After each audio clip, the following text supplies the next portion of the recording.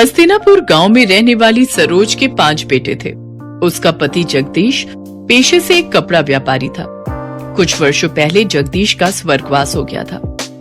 समय के साथ सरोज के सभी बेटे जवान हो गए और उन्होंने पिता के कपड़ों के सीमित कारोबार को बड़े उद्योग के कारखाने में बदल दिया। पूरे गांव में उन्हीं के चर्चे हुआ करते थे।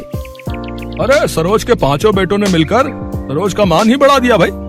पहले तो पिता के छोटे मोटे कारोबार को इतना फैलाया और फिर उसी कमाई से इतना चौरस घर खड़ा कर दिया।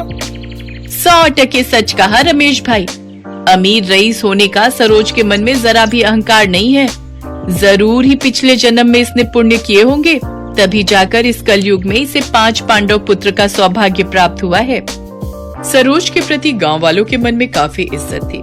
पैसे वाली होने के बावजूद भी उसके अंदर बिल्कुल घमंड नहीं था। अरे मेरे 5 पांडु, यहाँ पर आओ। माँ, कारखाने पर जाने के लिए देरी हो रही है, शाम को बात हो सकती है। कामकाज के प्रति क्या इतना मशरूफ हो गए हो तुम लोग, जो पल भर के लिए अपनी माँ के पास नहीं बैठ सकते? मोहन भैया, तुम माँ की बात सुन लो, हम चारों कारखाने जा रहे हैं। अरे ठहरो, मुझे तुम 5 से बातचीत करनी है। ये तस्वीरें देखो, मैंने तुम 5 भाइयों के लिए लड़कियां पसंद की हैं। सभी खानदानी और रईस खानदान की हैं। ऐसा सुनकर 5 भाई एक दूसरे का मुंह ताकने लगते हैं। तभी उसका तीसरा बेटा कहता है, माँ, ऊपर वाले की दया से आपके 5 बेटे अपने पैरों पर खड़े हैं। माँ, शुरुआत से ही हम 5 भाइयों की सोच यही रही है कि हम गरीब घरों की बेटियों को ही इस घर में दुल्हन बनाकर लाएंगे।